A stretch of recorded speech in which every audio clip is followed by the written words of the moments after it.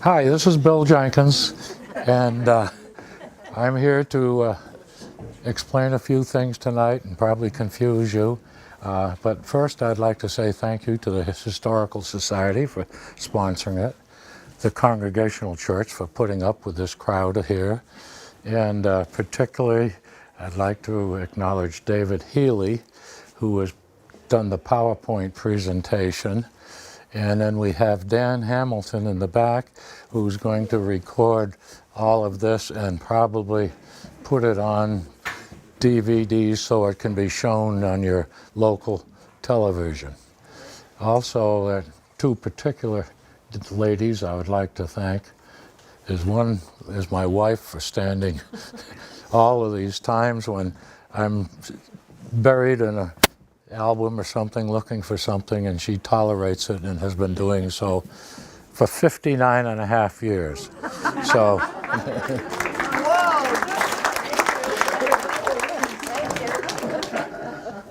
and is Brenda Medeville here? Brenda's another one I'd like to extend thanks to, because Brenda convinced me when she asked how many images I had of West Brookfield to do a book on West Brookfield. And Brenda, I said, I don't deal well with publishers. Brenda says, I'll deal with the publishers. You supply the material and we'll put together a book. So that's, Brenda got me going on to that. But now we'll start off and talk about the trolleys. There's two systems we're going to be talking about.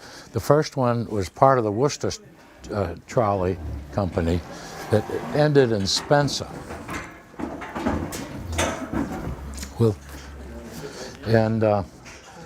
The Worcester Trolley Company started in 1891, and it came out as far as Spencer. Now, amazingly enough, some men decided that it should go from Spencer to West Warren in 1896. Now, you might think these guys would be local people deciding that to put a trolley system in locally. However, none of them were local. They were all from the Boston area, and they had accumulated some ideas and some facts and decided a trolley company from Spencer to West Warren would be a viable project. Now, in February 21st, 1896, these men from Boston and that area met in the Metropole Hotel in Brookfield. Now, the Metropole Hotel was down much closer to the tracks than the two more elegant hotels. The one where the gun shop is now, that big building, was a hotel, and then, of course, the Brookfield Inn. Why did they meet there? Because they came out by train, and it was a short walk to go up to the Metropole rather than walk all the way up to the center of town, because they had to present a meeting and then get back on the train. So that's why I think they met at the Metropole, because it just was convenient for them. Where did you say the Metropole was? I'm sorry? Where did you say it was located? I don't know the name of the street that runs down by the Catholic Church down... Howard Street? What's that? Howard? Howard Street? It was down on Howard Street. And then it got kind of run down and they moved it up, but only parts of it, up to Central Street here. But they said some parts are on Central Street, but no one really knows what, because it's not recognizable now. There was two of the directors, there were 10 directors, 2 from Worcester, and that was the closest director to the Brookfield-Spencer line. So there was no local people involved. They did appoint Charles Jeffs, Jefts, of Brookfield as superintendent for this line. So he was the one Brookfield resident that was on staff of that line. They raised $200,000 working capital to do this project. and they hired the Worcester Construction Company to set up everything for them. Now, this is much like when they built railroads. They built them by sections, and this is a 16-mile section of trolley track from Spencer to West Warren, and it was let out to the Worcester Construction Company. And as the thing goes along, you'll see Worcester Construction Company. Also, much of the material I gathered is from two Trolley Days books by Ken DeSell and Phil Becker, two deceased authors of this, and they did quite a study on the trolley systems throughout the country. Yes, Barbara? Did those people think that they were going to be, were they investing, thinking they were going to make money on this? This was just an investment. It was not an altruistic endeavor on their part by any stretch of the imagination. It was strictly a money-making project for them. So let's go to a next slide here. This is the original map of the two trolley companies we're going to talk about tonight. It started over there at Spencer, came down through into Brookfield, and there you see a little jog. After the trolley was running for a year, they ran a trolley up to North Brookfield. And so that was there. And over here you see another little jog. Trolley companies, to get ridership, built theme parks. And so they built a park on Lake Lashaway with a dance hall, a little theater, and a dining room. And the dance hall was called the Mosquito Ballroom. The reason for that was it was at the end of Lake Lashaway there, and down where the North Brookfield Road ends at Lake Lashaway. And they said there's a kind of a wetlands area. You're not supposed to say swampy area today now. It's a wetlands area down there, and it was loaded with mosquitoes. So that was the Mosquito Ballroom was there. And then it came along to Brookfield, and it eventually ended up in West Warren. Now that is the Spencer-Brookfield-Warren line. Some 4 or 5 years later, they decided they would like a line going from Ware to West Brookfield. And that's that line there. And there's a park there, which we'll get into a little bit more tonight. This line was run by investors who really knew what they were doing. They had their act together and did very well. This line here didn't have anybody from Boston running it, and they run into all kinds of trouble and delays, a year late and everything else. Where this was a matter of days constructing it, that was years. So we'll go on to the next. This is where I've gotten a lot of my information. This is a 1986 book by Ken DeSell and Phil Becker, and that one is on the Warren Brookfield Spencer one. And this is the next one, which is on the Ware West Brookfield Gilbertville line. This is a insurance company map in 1904. This shows the car barn and the generating plant in Brookfield here. You see the railroad tracks right there? That's the Boston and Albany Railroad tracks. This road here is what eventually became Route 9. Well, these men from Boston got up early in the morning. They knew what they were doing. As you'll see later, this entire plant is brick. And the Dunn Brook comes by. They need a lot of water to run these boilers to generate the steam, to turn the steam engine, and to make the dynamo work. So the Dunn Brook is right there, you can see, behind, very close.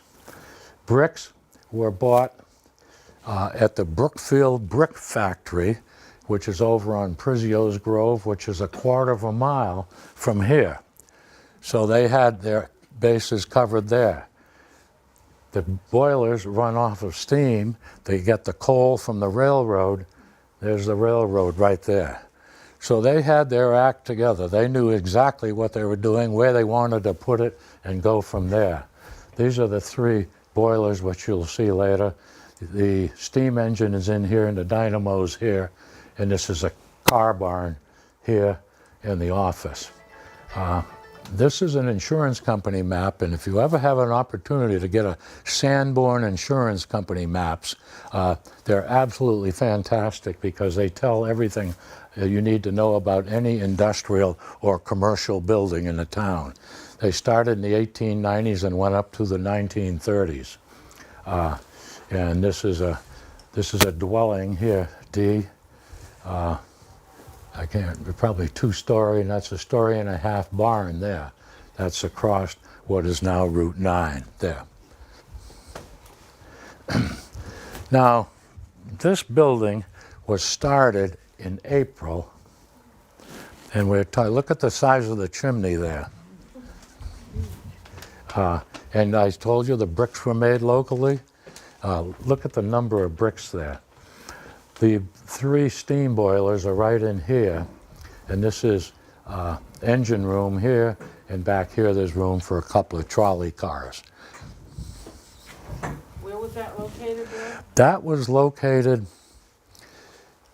people know where Carmela's restaurant was on Route 9? It was somewhere between Carmela's and Dunbrook. Dunbrook crosses Route 9 further towards East Brookfield. I've talked to people that should know, and there isn't much left because when the brick all came down, the bricks were all taken for other purposes, and so there's very few bricks left there, so you can't get that. So that is the general area where it was. I cannot tell you explicitly, and if someone ever knows, I would appreciate knowing exactly where it was. This is look at the size of that man, and look at the size of those boilers. Now those required a lot of water to generate the steam for the steam engine. And that is, you can see the size of those in comparison to the man. I'll tell you a few facts about that here if I can come to it.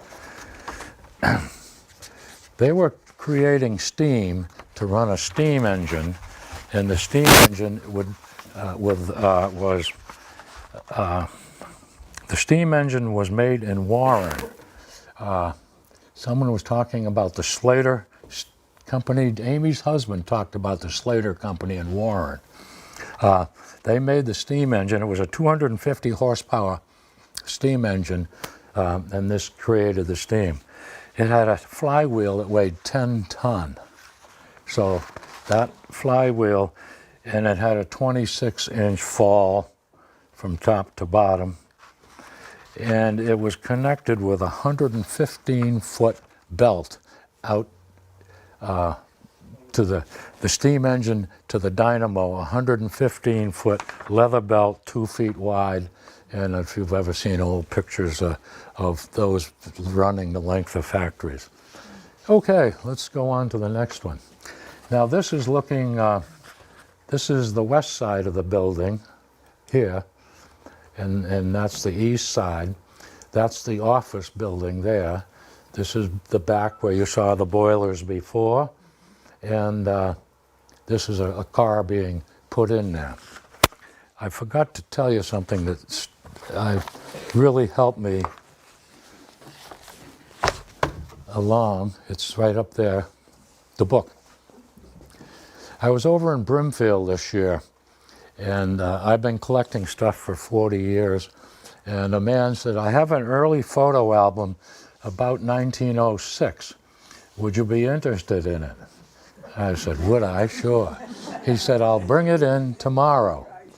And this is a 1906 photo album, and when I opened it up, I said, oh my God, to myself, this is where all these never before seen photos are coming from, out of this book. And there's a lot of homes and so forth in here, and they're all before 1906. So I just hit a treasure trove at Brimfield when I was able to purchase this book of early photos. Okay, in addition, you could probably put 2 or 4 cars in the brick building, but they had this other trolley barn which was further east, and I believe if you come off the flats, you come around the little corner there, and right after Dunn Brook, the road starts to bear right. I think this went straight right in that area because this was east of the original barn. And this is you can see the trolley wires to bring the trolleys in and clean and do maintenance on them.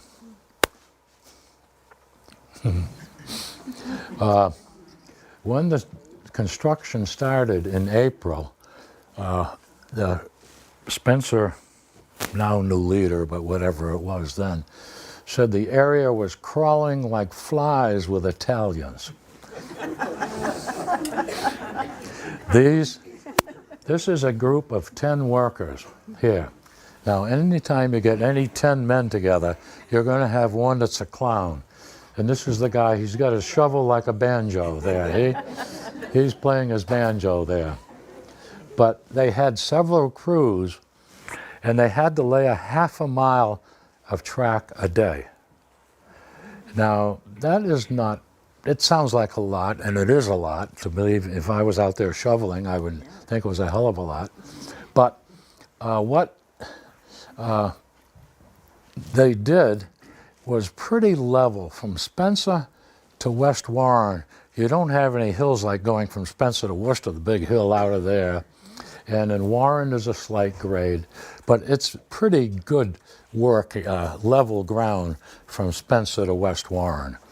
But anyway, they did this in a matter of days.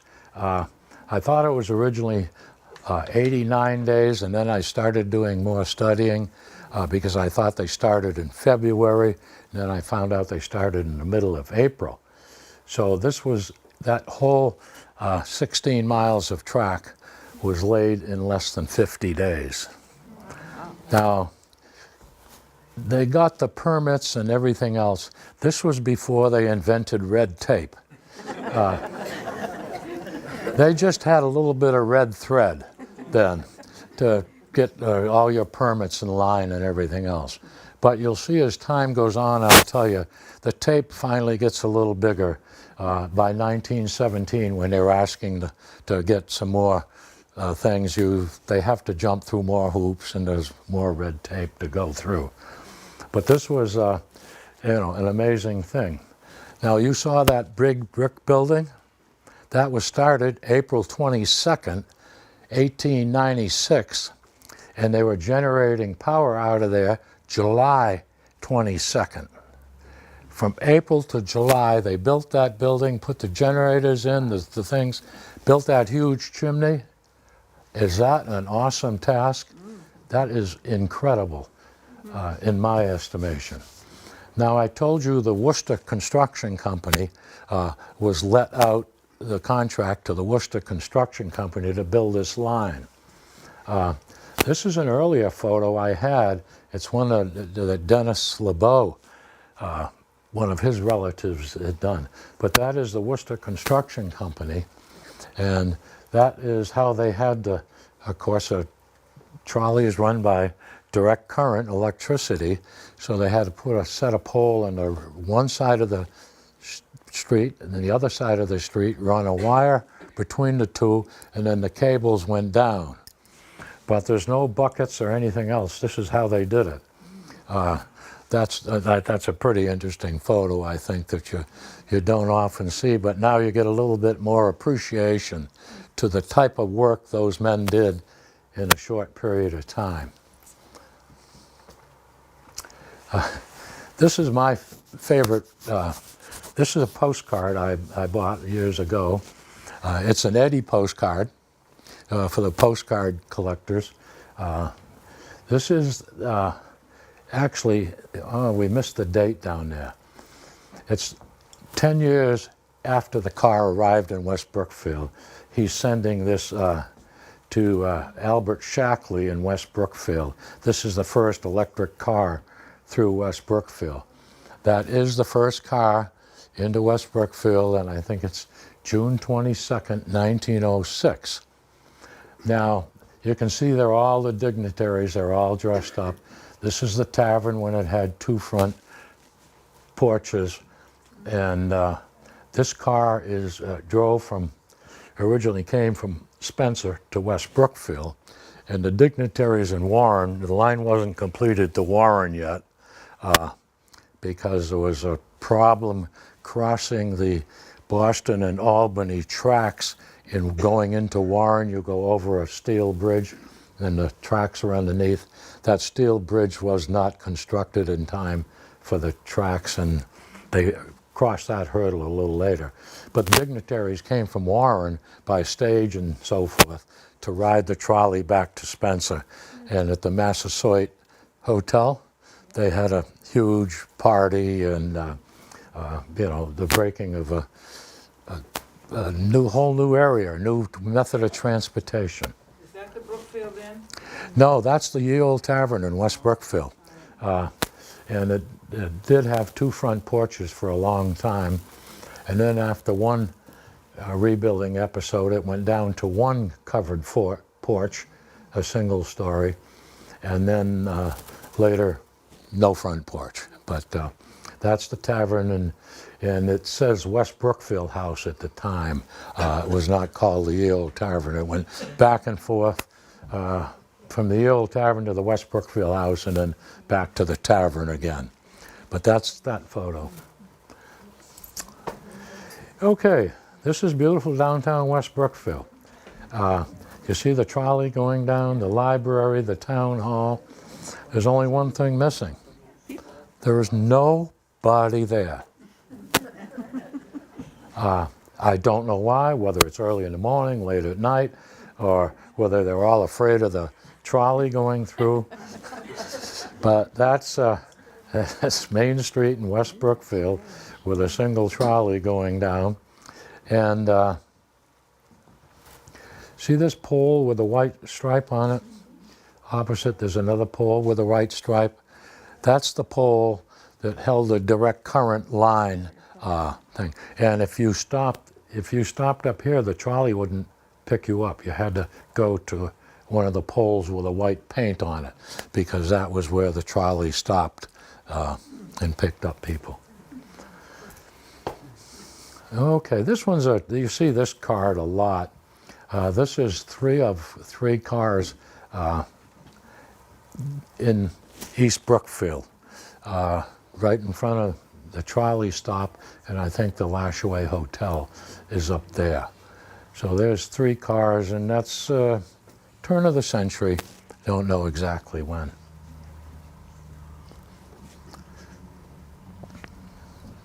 Stuck by snow-covered tracks in East Brookfield after a 3-day storm, November 26, 1898. There's another photo that you might see occasionally, because they had to have men come and shovel the drifts out to get the cars going. Sometimes the cars, particularly on the Ware line, which we'll get into a little later, had a very difficult time, but snow. But they ran reasonably well. Now, who did they carry? They carried men back and forth and women to the textile shops in Warren. They get into Spencer to the shoe shops and the shops in West Brookfield where they made corsets and some shoes and so forth. That was the ridership there then. And of course, to increase ridership on the weekend when there was nobody there, they built these parks, like this line had the park in East Brookfield. And they would then get people from the city to come out to the park and enjoy bathing. They had a steamboat in East Brookfield, and you could rent canoes, go a steamboat ride, have dinner, go dancing. That's what they got revenue from on the weekends. This would be Warren, before the town hall. Sylvia, date 1899 to 1900. Yep. And that is After 1900. A little after? 1902. 1902-ish, okay. A little while ago. And then they had the big hotel that was called the Ramsdale. Ramsdale Hotel. And General Warren there. And that's just the center of Warren.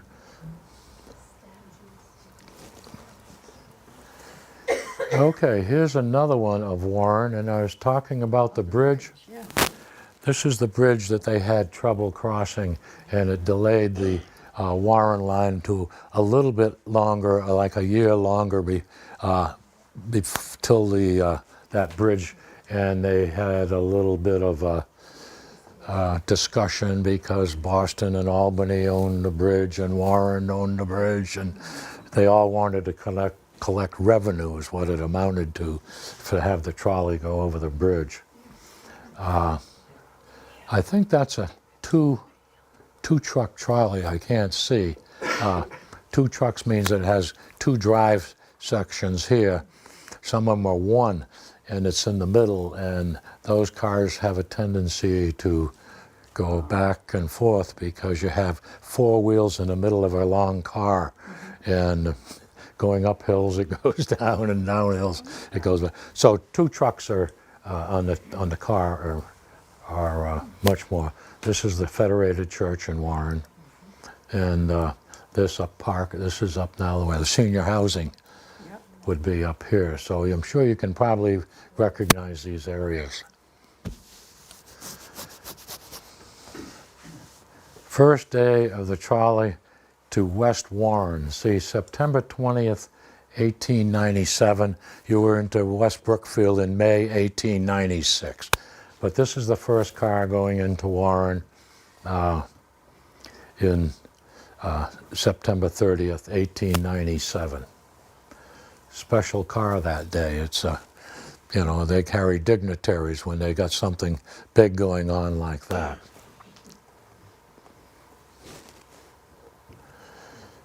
Spencer, North Brookfield. Remember I showed you on the map there was a little spur that went up to North Brookfield? Well, this is a car that was just dedicated to that purpose, that went from East Brookfield to North Brookfield and back. That line became quite profitable because North Brookfield had a sizable amount of industry up there, and this before automobiles and everything. So they ended up having four cars dedicated to traveling up to North Brookfield from East Brookfield. And that's the example of a single truck. I'm sorry? That's the Oh, that single was a truck. single truck? Oh, can you back up? Okay, yeah. See the overhang here? There's the two wheels, and you got all this overhang here, and then up there. So that's a single truck car. Thank you, Sylvia. And it's a closed car. They had open cars and closed cars, and that happens to be a closed car. Maybe made, it might be a Wasson car, made in Wasson in Springfield, Massachusetts, or it might have been one made in Ashburnham, because the first cars on that line were made in Ashburnham, the first four cars. You can read it, Central Street in Brookfield, westbound, about 1910. Still horse and buggies, probably maybe one automobile in Brookfield in 1910. Certainly not many, one or two. So this was the preferred transportation. The church where we're sitting in the basement right here now. Okay, Wasson cars, ordered in 1912. The line was starting to go down in 1912 because you were getting automobiles, and people were even transporting people by bus in 1912. The Olmsted ran a bus up to North Brookfield from West Brookfield to pick up women sewers for his corset factory. So a lot of the thing, well, the cars are old, and if you bought new cars, you would get more readership, more ridership or whatever that word should be. And these were washing cars, clothes cars, double trucks, probably much more comfortable to ride in than the ones you saw with a single truck and so forth. Good way to spend money. Did it increase ridership? No, didn't happen. What do we have here? Opening day. Oh, okay. This is the opening day in North Brookfield. And you can see anybody who's anybody's all dressed up out there and to meet the first car that went from East Brookfield to North Brookfield. And I told you earlier that became quite a successful route because of all the industry they had in North Brookfield. Okay, now we're about done with talking about that trolley line. You've seen pictures of it in every town and everything else. We'll now move to the trolley line that went from Ware to West Brookfield and talk about that. Where the other trolley line, the Worcester line that started the Spencer line, they did everything right. Ware figured a way to do everything wrong. They didn't use heavy enough track. Direct current runs, the current is up here and your ground is your steel track. It's only one wire with that. And you need a good ground if you're going to put a lot of power through it to climb Rockhurst Hill, which is a 16% grade. So that was a problem to begin with. But here you see, this is that's on the Gilbertville Road. This is Route 9 here. And this went down to the depot in West Brookfield, then came back up Central Street, and then up North Main Street. But you see Lakeside Park here? The Worcester line bought 17 acres for their park in East Brookfield after they'd been running for 3 years.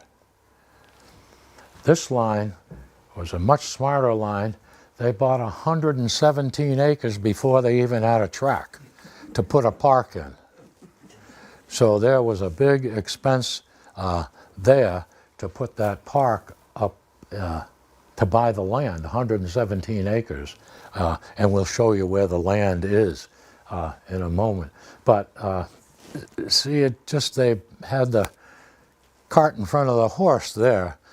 They should have had a ridership and see what it was going to do, but they did, regardless of what it was. This is just a section. This is where the pizza parlor is on Route 9 now. The old automobile agency was here. This is all lake frontage here. We'll show it a little later. And this is their generating system, and a 250 kilowatt generator. And that was located up, what's that, Route 32 that goes from Ware to Hardwick? Route 32, a couple miles up. There's a gas storage area up there now. That's about where that generating plant was. And they were going to run cars into Gilbertville, and then from Ware to West Brookfield from that generating plant there. This is a wood frame building versus the one you saw in Brookfield is a big brick, well-built building. This was a wood frame building, not nearly as substantial as the other line.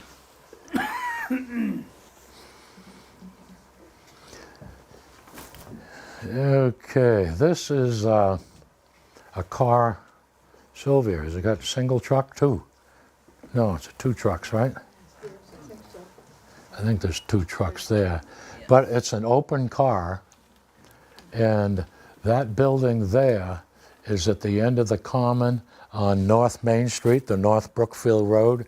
It's now a doctor's office where there's 3 or 4 doctors practicing. That building is known as the Windermere. And that was basically the end of the track there. It went up another half a block and then just stopped. It was intended to go to North Brookfield, but North Brookfield never did happen. The only way you could get to North Brookfield was down Route 9 and up into East Brookfield by trolley.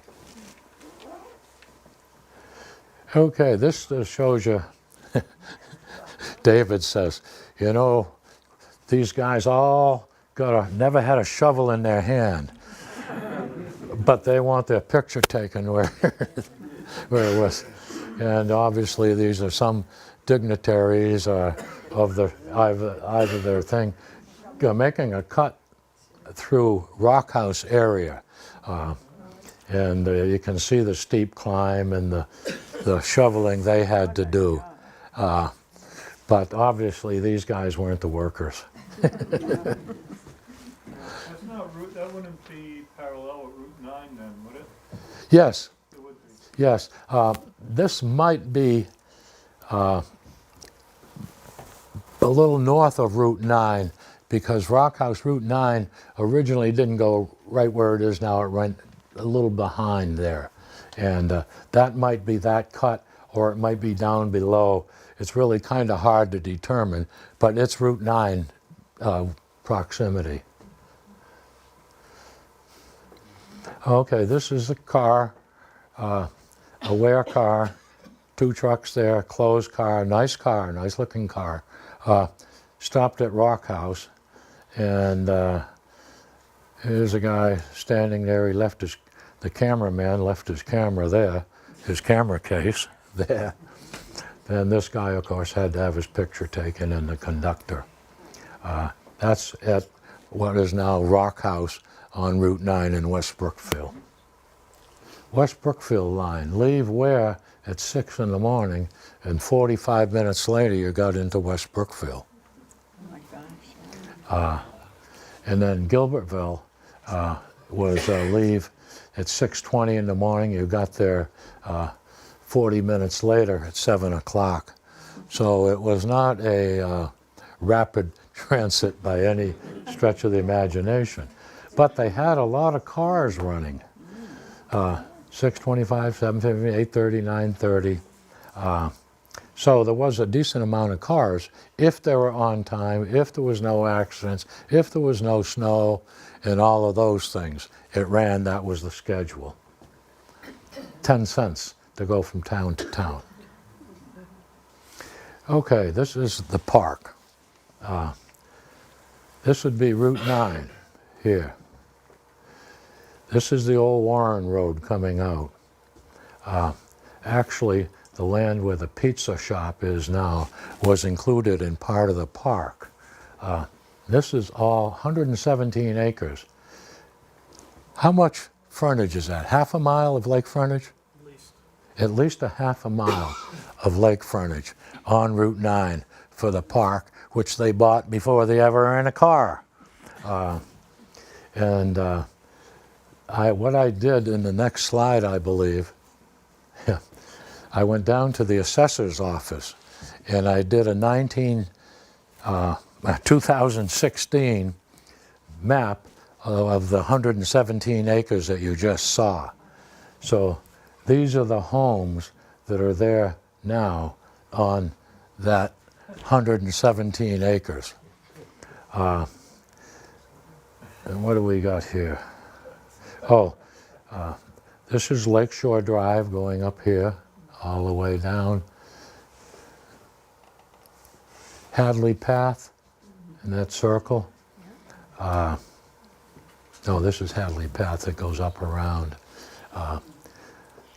Cutler Road. So there's a lot of homes. The motel is right here. Copper Lantern Motel. Frank Gomo now has a machine shop there. It was a Chevrolet agency. This lot here is for sale. This is the pizza shop. So that's what they bought in 1902. And this is what it looks like now. And a man bought this at public auction in 1905 because they hadn't paid their taxes. They owed a couple $100 in taxes. And Fairbanks, the tax collector, said, you have 14 days to come up with the $300, about $300 back taxes for 1903 and 1904. Well, they couldn't come up with the money, so all of this land was sold for tax title in the West Brookfield Town Hall in 1905, November, for $275. Over half a mile of lake frontage, and if you added up the value, the tax valuation of these homes that are now on that 117 acres, it's between $30 and $35 million worth of homes that he bought the land for $275. Is that impressive? Yeah, it's a little different, huh? Okay, what do we have? Okay, this is a theme park. They were dedicated to doing a good job. Not a theme park, it's a recreation park, I guess. And this went off of Route 9 about where Northeast Pizza is now. And it went north up behind the houses on Hadley Path, way up to the lake. They ran the line. And this is a couple of cars there, a double truck car. And this is the pavilions and dance halls and so forth at that park. This had to be 1904. Okay, they went all out. This is a Lakeside Park Theater on Quaboag Lake, California Minstrel in the direction of Charles Gorman and the Minstrel. This is in, let me see, I got the date down, August 1904. And it had been open a week when this ad was in the paper. And they had 2,000 people come from Palmer, the cars from Palmer into Ware. They had to run extra cars, and the Ware line didn't have enough cars, so they had to switch the Palmer cars onto the tracks in Ware. And how they did that was on steel plates. They pushed them off on steel plates and connected the wires over. And they said you could see the sparks fly as they pushed them across the steel plates to get from the Palmer line onto the line to go to West Brookfield. But there were so many people came to these openings here. They had dances and so forth, that it really was successful for a couple weeks. This shows down at the park. I believe I'm not standing back far enough. That's the lake right there. And this is where the trolleys came up down from off of Route 9 down here. And they had to have storage areas because they didn't send them back. So they would park them here. And that's what all of these wires are here in these lines, so that they could keep the cars there for a couple hours and then send them back and go forth. This is right on Lake Quaboag. Up to discussion, right, David? Whereabouts on Lake Quaboag?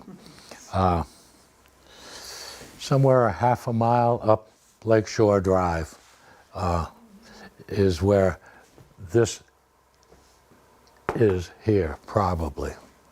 But we can see where it went up. The trolley bed is still there. If you go behind the homes on the street, you can see the trolley bed. But then it just kind of disappears, so you don't know exactly how far up it went. Let's look at another one.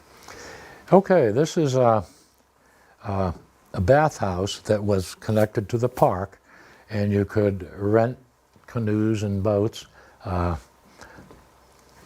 This is nice. This is an outdoor privy. Right there, right next to the water on the lake. Isn't that good? And there's another one right there. One is, I assume, for men, and one for women. That's before they couldn't use the same ones. But you know, that's a good place to have a privy, 30 feet from the swimming area where you think. Back up if you can. That other one there is, yeah, the steamboat is here. You see the steamboat?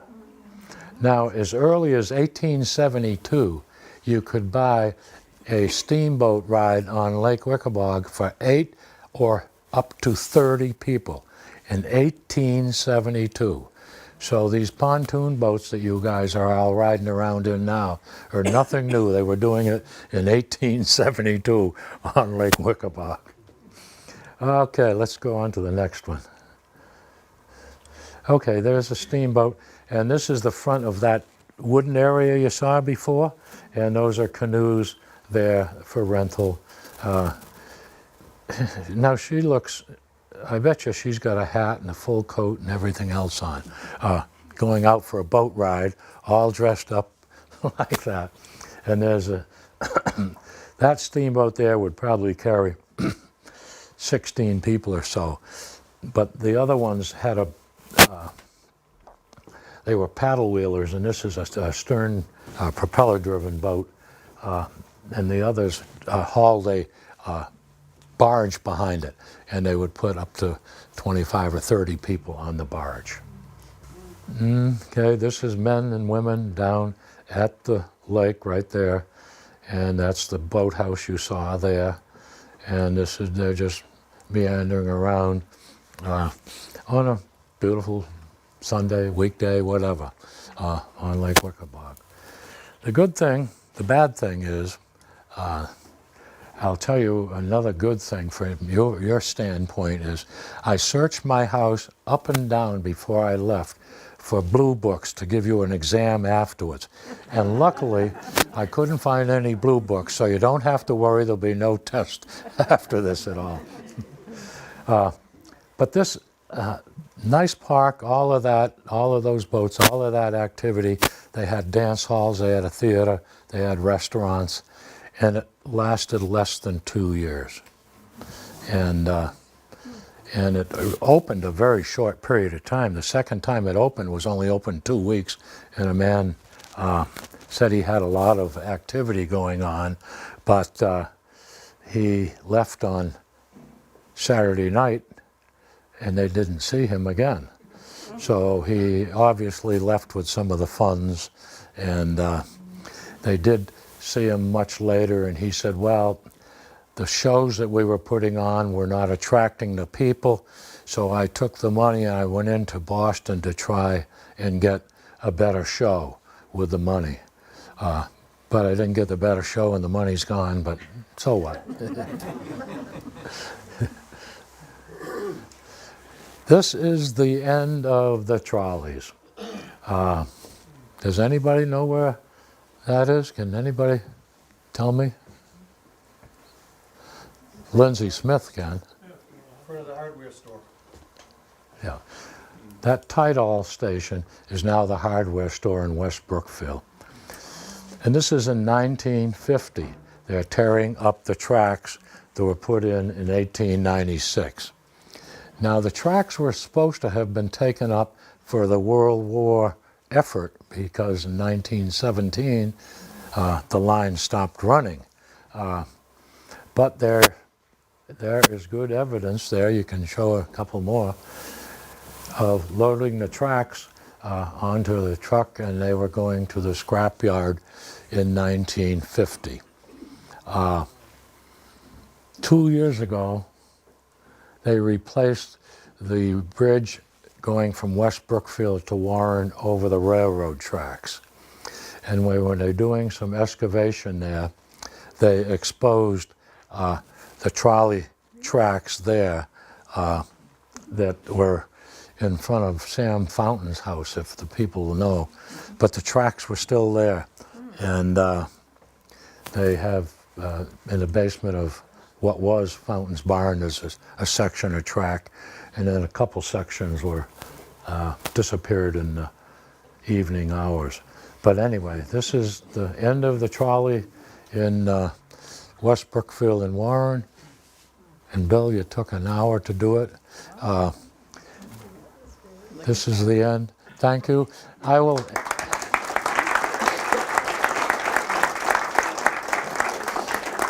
If anybody has particular questions, I have a lot of my resource material here. I can look it up and find out. Yes, Barbara? When you showed the schedule from when they were running like every 45 minutes? Right. Now, does that mean they had that many trolleys all running at just about the same time, or did the ones that were reach the end turn around and go back again? They had about a dozen of them. And the thing I do not know, How did they travel back and forth? where did they pass? The same thing, I asked the same question of myself, and I do not know the answer. From West Warren to Spencer, they were going both ways, but there's only one track. I'm sorry, there had to be bypasses, but I do not know where they were. I suspect there's probably one at the top of the hill coming from to where Rock House is now. There might have been a bypass there because that's about halfway and it's a long climb up that hill. But there were bypasses, but do you know where any were? I don't remember. but I think they're on the maps. I think if you check the 1898, I want to say there was one near Howard's Drive-In on the other side of the road, but that's probably wrong. I have looked at the maps. The 1898 map is where I found the brickyard being so close to the installation that they were building. The Brookfield Brick Company was just a short ways right over there next to where people that know where Prizio's Grove was. It's just the other side of Prizio's Grove was the Brookfield Brick Company. Do not know. Obviously there was, Barbara, but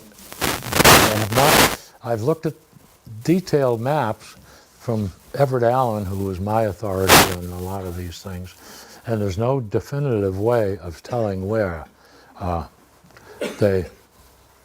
Now, of course, you saw them parked down at the park. They could leave cars down there, but that was only for the people that took ridership to the park. There were so many so often coming east and the same amount going every 45 minutes west. It's Yeah. hard to figure it out. We had a lot of collisions. Can you go back to the photo of those steam boilers, the first one with the brick building? Yes. I wanted to catch the name on the iron doors. Okay, now 2 of those came from Pennsylvania. Go. I can.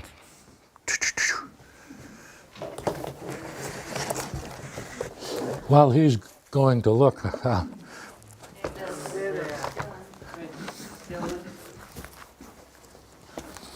Two of them from Erie, Pennsylvania. They were the first 2 bought. And these guys from Boston that did this, they had to have commitments to get those boilers, because you don't build 3 boilers like that and you don't have them on the shelf in inventory. So they must have had connections and been working it long before they came out and decided to do it. These 2 are from Erie, Pennsylvania. This is Fitchburg, Mass. And Dylan, someone told me Dylan still has a company up in Fitchburg. I don't think he's making steam boilers like that, but these 2 were under the first commitment. They were brought in. And What was the Slater connection? say again, please. What was the Slater connection? Oh, Slater built the steam engine in Warren. See, these 2 generated steam to go into the steam engine to turn the engine that has a belt to the dynamo to generate the electricity. So that was, Slater had built that 250 horsepower engine.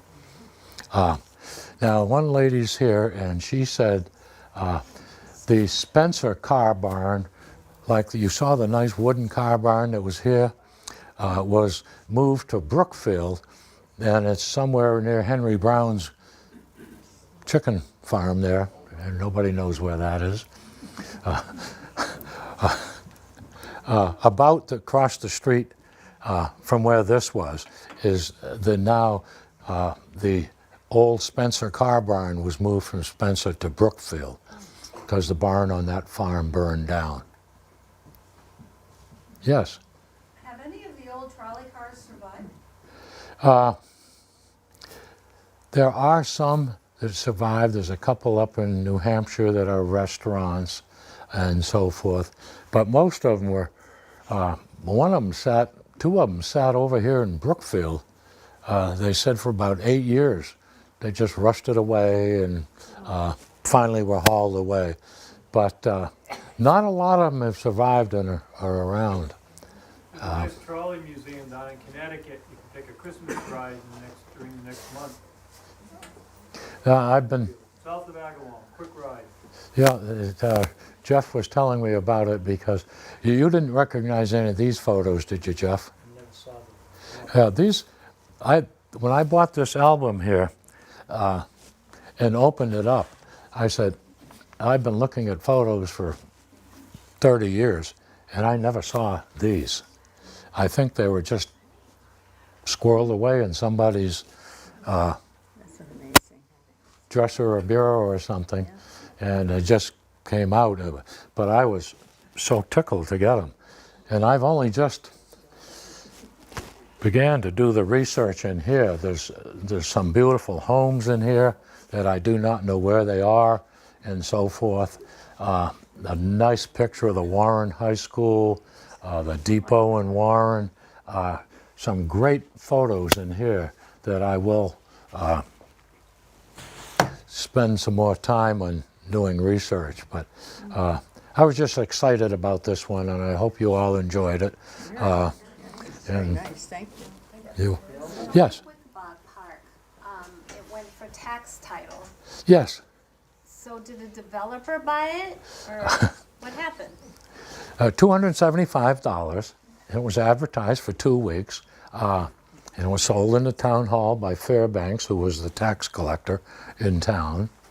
And we had a lot of moneyed people in West Brookfield. And I've asked Lindsay, where were all these moneyed people? Because Cresswell, who bought it, was new to West Brookfield. He came out of Connecticut and just came there. And all out of sight, he didn't, the people who owned the corset factories, the shoe factories, all the factories, where were they when this auction went off? But lakefront property was not deemed to be really desirable. Mosquitoes. But it amazed me that for $275, the guy bought 117 acres, at least a half a mile of lake frontage. Yes, 1917 was the end of... 1917. I said they didn't have red tape when they started, but in 1917, there was a war effort going on. The trains were overburdened with freight, and the trolley line said if we could carry some freight, we can't carry the fountain in West Brookfield on the trolley line, but we can carry small freight, and that will help us survive. But the little red thread had grown into a big piece of red tape by 1917, and the railway workers, which had a very strong union, opposed hauling any freight at all, not any freight, but most any freight at all on the trolleys. So what might have helped them in 1917 for a couple of years didn't. And coal was very difficult to get too. And particularly if you hadn't paid for last month's coal, they weren't anxious to send you, because that was used for the war effort in the major industrial cities making other different things. Bill, Yes. maybe Larry Lowenthal can correct me. My understanding was trolleys went out because buses were coming along.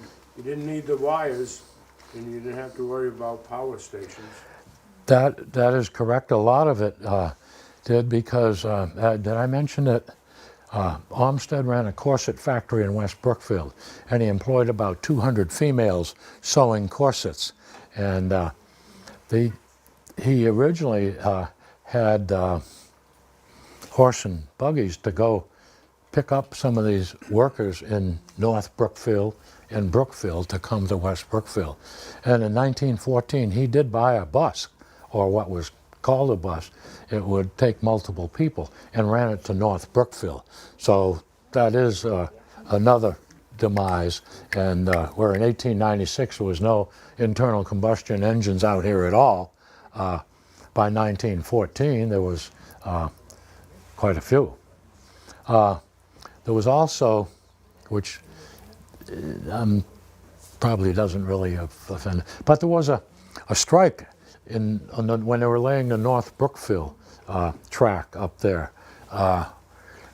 They were making 23.5 cents an hour, and they went on strike to get 2.5 cents an hour more, to get up to 25 cents an hour, the guys that were laying the track up to North Brookfield.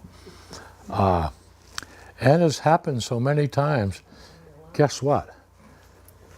Goodbye, we got new people coming in, and North Brookfield came up with enough workers to do it, and they worked for 24 cents an hour versus 25.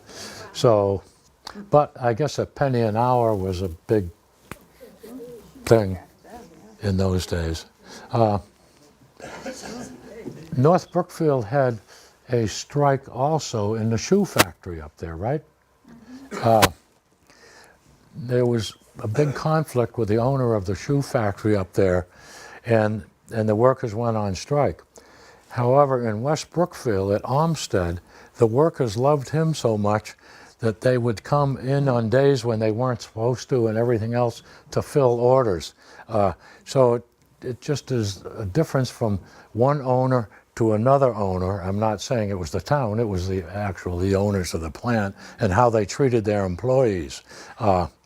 And Olmsted was very well liked by his employees, and the factory workers did not cotton so much to the North Brookfield owners. Bill, I'm sorry? any indication of workers' camps where they had to, No, like in the railroad? yeah, No indication of that. It wasn't long. They were only out here a couple of months. that's why I thought they would have camps. No, none that I'm aware of. And this was, as I said, Worcester Construction Company that did all that. Were those open air cars just for good weather, and then the closed cars were for bad weather? That was the idea, but they did complain there were not enough closed cars, so obviously they were running open air cars when the weather wasn't that fine. And the seats flopped back. The back of the seat was this way, and here, and when you turned around, go the other way, they'd come and flip all the seats around so you could be headed in the same direction. They may have had curtains too, Curtains? curtains to close those open air. In the open cars? Yep, okay, I did not. They seem to, and I don't know exactly where, but they had to kind of rebuild roads because they couldn't get up the hills. And I know in Leicester, they couldn't get up Leicester Hill. And so they went up to where the school is. You know, they were like going up toward Becker where it forks. And then there was a right and you then a right angle to get up. And I always, I have no, don't know if this is true or not, but I always thought that there was something about Route 9 going, you know, where it goes now by Howard's, and that was somehow created because of the, you know a lot more about that than I do, but that it was they couldn't obviously go over that. Route 9 was created basically because you could not do Foster Hill. Right. And the other area used to come up, you'd go up Route 67 and kind of cut across Tanny Brook and go up the back side. That was the original way. But you had a brook to cross there and a lot of wetland area. So then eventually Route 9 came up that way. And it divided Dan Hamilton's family owned a huge section from Foster Hill to Lake Quaboag River, and Route 9, when it went through, cut his property in half. Is that correct, Dan? Yeah, we're gonna talk about that.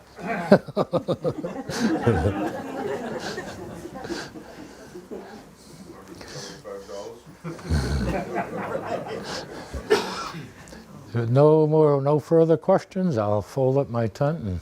Where was the corset shop? In West Brookfield? The first corset shop was on Front Street, and it was owned by a Charles Jackson, and it was a very small 1.5-story building, and he was successful in making corsets, so he moved over to Central Street and built, I have a beautiful photo of it at home, a nice 2.5-story wooden structure. That's where Gavitt's is now? It's in that location where Gavitt. My mother worked there as a young girl. Oh, it's really? And she rode the trolley, but so she must have had to walk from uptown to there. Most everybody used the trolley to get to work, right? Yeah. Well, that was there, and that burned, and they moved to Springfield and tried to start a company there, but he was trying to train sewers and everything in Springfield. Well, Mr. Jackson had sold it to Olmsted and a couple of guys from New York that Olmsted eventually bought out. So Jackson used to come back to West Brookfield every summer from California. After he sold his corset business and his steamboats, he went out to California. Factories in that area too. There was a toy factory. Yep, yep. Johnny's grandfather. Those are a little later, but Yeah. they were there. Yeah. But Jackson came back and he looked and his building was gone, and what's happened? Well, they're trying to start the company in Springfield. And he scratched his head and he said, that's not right. So he went to a selectmen's meeting and he said, I'd like to rent the town hall, which they were using very little of it, for a corset factory and employ corset workers. And I have photos of many of them there. So he didn't want to run another corset company, but he was a smart businessman, so he convinced the town to lease him the property in the town hall. Then he went to Olmsted. He says, you got all these unemployed sewers here that are dying for work. You can have the town hall to use for space. So Olmsted then came from Springfield back to West Brookfield, used it, and then eventually the West Brookfield Building Association built that large factory at the end of Pleasant Street now that's all boarded up. But they all have a different story, and but I love history. I love doing it and finding out. Someday there's a great story to be told about the strangest farm in the state of Massachusetts that was located in West Brookfield. And that's for another time, though, but it's the... Good show, Bill.